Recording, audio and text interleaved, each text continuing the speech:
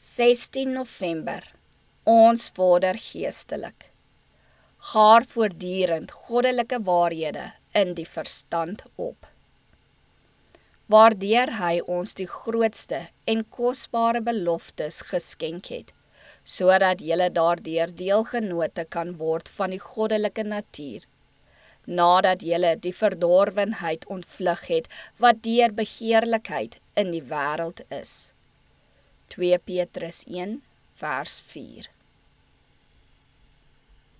Dit is die plig van elke kind van God, om die verstand met goddelike waarhede te vul. En hoe meer hy dit doen, hoe meer krag en insig sal hy hê om die diep dinge van God te pyl. En hy sal al ernstiger en wakkerder wees, na mate hy die beginsels van die waarheid in sy daaglikse lewe uitvoer.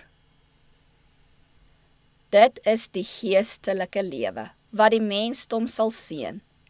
Hy wat met God eensgesind is, sal voortdurend by hom krag soek. Wees julle dan volmaak, soos julle Vader in die hemel volmaak is.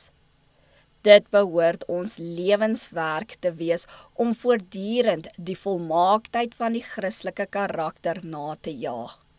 Om altyd te streef om ons na die wil van God te skik.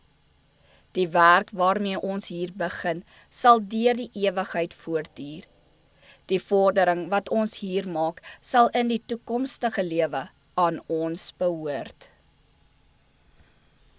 Wie Christus se sagmoedigheid, reinheid en liefde deelagtig is, sal hulle in God verbly en hulle lig en blydskap sal op almal rondom hulle skyn.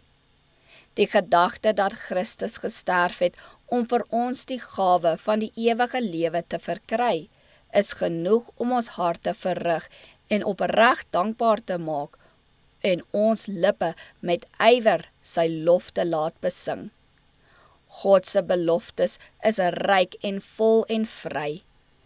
Elkeen wat gewillig is om in die krag van Christus aan die voorwaardes te voldoen, kan hierdie beloftes met al hulle oorvloedige seëninge vir homself opeis.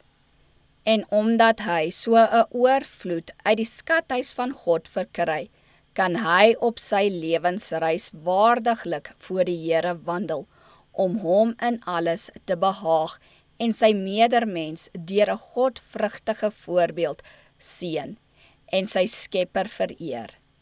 Hoewel ons Heiland sy volgelinge teen selfvertroue beskerm met die herinnering, sonder my kan julle niks doen nie, bemoedig hy ons deur die lieflike versekering daaraan te voeg. Wie in my bly, hy dra veel vrug.